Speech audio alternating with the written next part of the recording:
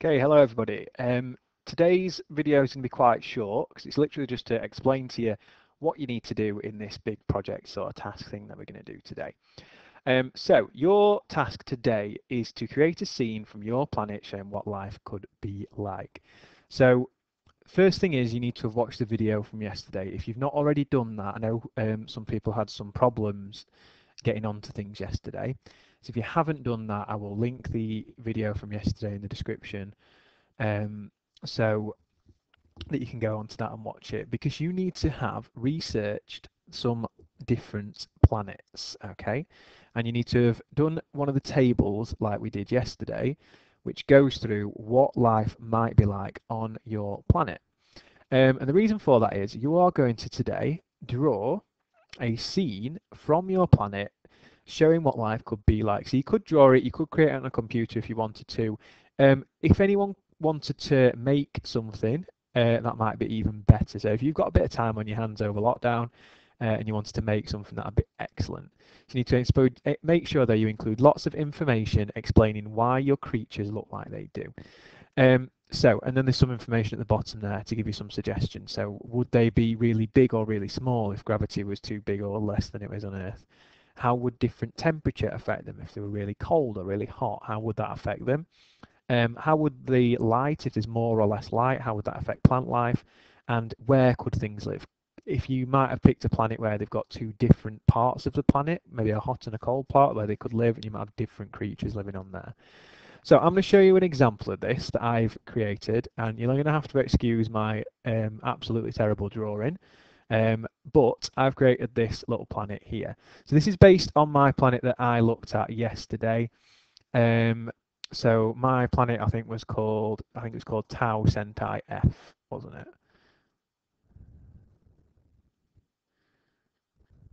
So I'd write that as my title for my planet. And these are the creatures which I've decided are going to live on that planet.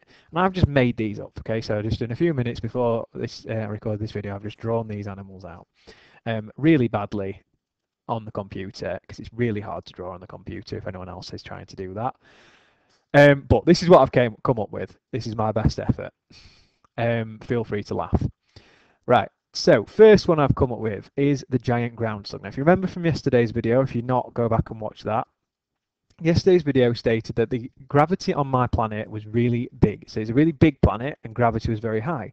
So I've created a giant ground slug, a big animal that lives on the ground, but it is very low to the ground, okay? And it doesn't have any bone structure because bones would be just too heavy for ground animals to have. It's also very cold because it's further away from its sun than we are. So I've given it thick fur so it can cope with the cold. Okay, so I've just drawn my animal, what I wanted it to be like, and I've written next to it what I think it would be adapted, how it's adapted to living on this planet.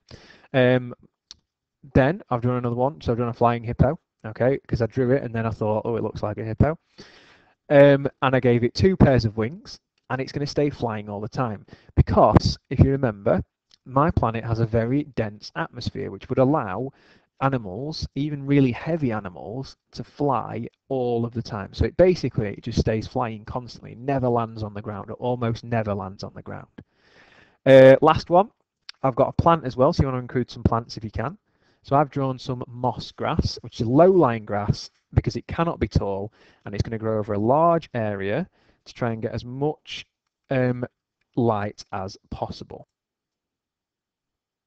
So this is the planet that I've come up with. Okay, it's totally out of my mind, and I've just created it in a few minutes before I've recorded this. But you want to spend a little bit more time on yours. You've got the rest of the lesson today. So this is your task for today's lesson, and you can go away as soon as you watch this video and do this, okay?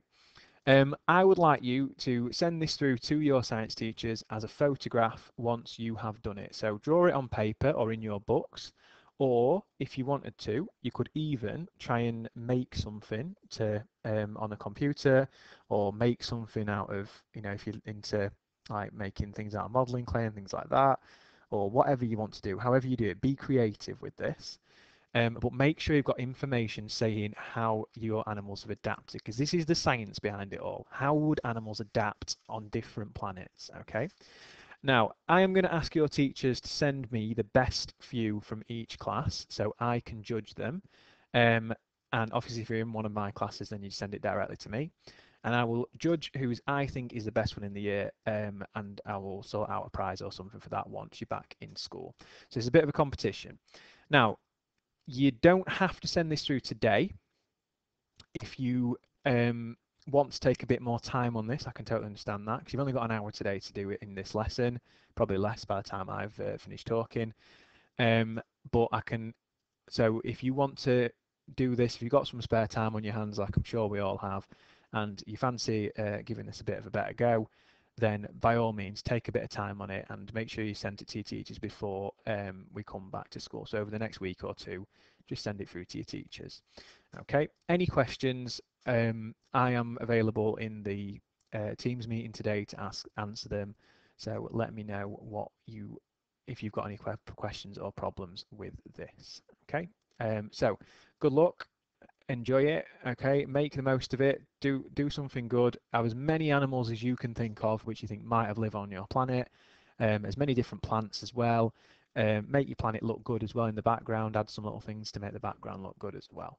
Okay, so enjoy this, and hopefully it'll get some really good work from you, and I'll get some sort of prize or something sorted out for the best ones when we get back to school.